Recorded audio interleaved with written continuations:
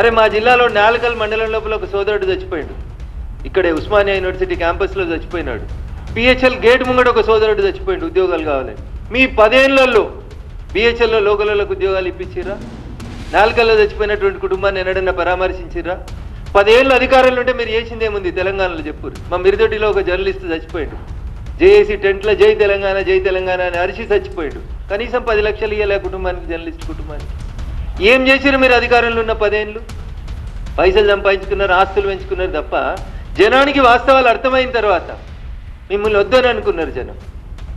ఇక వాళ్ళని వాళ్ళు బ్రాండింగ్ చేసుకోవడం కోసం టూ క్వైట్ కాంట్రడిక్టరీ స్టేట్మెంట్స్ చెప్తున్నారు కవిత గారు. ఒకసారి ఏమంటున్నారు, బీజేపీలో బీఆర్ఎస్ని విలీనం చేయమని చర్చలు జరిపారు. రెండోసారి ఏం చెప్తుంది, మా పార్టీకి ఒకడే ఒక నాయకుడు కేసీఆర్. మరి కేసీఆర్ గారిని బయటకు వచ్చి చెప్పమని, అవును నేను చర్చలు జరిపినా, నేను విలీనం చేద్దాం అనుకుంటున్నా, చెప్పురు అట్లాంటి. మళ్ళీ ఒకసారి ఏమంటుంది, మేము విలీనం చేసుకోవడానికి మేము సిద్ధంగా లేము. టీఆర్ఎస్ పార్టీ పుట్టిన 2001 నుంచి 2 నిమిషాలు మీకు గుర్తు చేస్తాం. 2004 ఎన్నికలు వచ్చినాయి, 2001లో టీఆర్ఎస్ పుడితే. 2004లో ఎవరితో పొత్తు పెట్టుకుందన్న టీఆర్ఎస్ పార్టీ? కాంగ్రెస్ తోటి పొత్తు పెట్టుకుంది. గులాం నబీ ఆజాద్ గారితో పాటు పిసిసి అధ్యక్షుడు వాళ్ళ ఇంటికి పోతే 2004లో పొత్తు పెట్టుకుని రాష్ట్రంలో కేంద్రంలో 2 చోట్ల మంత్రులు ఉన్నది టీఆర్ఎస్ ప్లస్ కాంగ్రెస్. ఆ తర్వాత 2009 వచ్చిందన్న.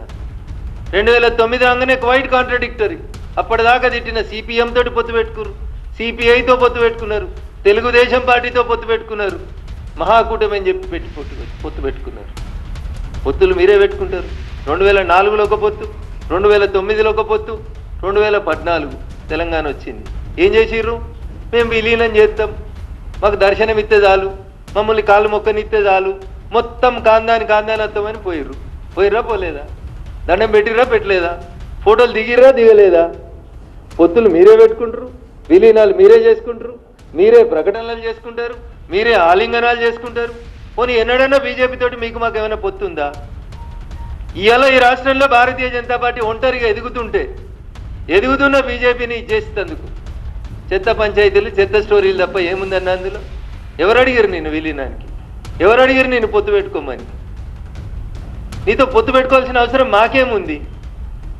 2014 నుంచి 2018 మీ నాయన పరిపాలన తర్వాత 19 ఎన్నికలలోనే మేము 4 ఎంపీలు గెలిచిన వాళ్ళం.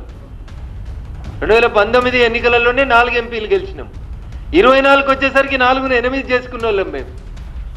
సో భారతీయ జనతా పార్టీ సొంతంగా ఈ రాష్ట్రంలో తన కాళ్ళ మీద తాను నిలబడుతున్నప్పుడు మమ్మల్ని ప్రత్యక్ష యుద్ధంలో గెలవడం చేతగానోళ్ళు, అశ్వత్థామ అథో నరో కుంజరో అన్నట్టు సాటుకుంటే అందరు కలిసి ఆలింగనాలు చేసుకొని ఎవరికి పైసలు ఇస్తున్నారు, ఎవరెవరితోటి రాపిస్తున్నారు, ఎవరెవరు ఎందుకు రాస్తున్నారు, ఇవందరి ఉద్దేశం భారతీయ జనతా పార్టీ తెలంగాణలో ఎదుగుదలను ఆపాలి.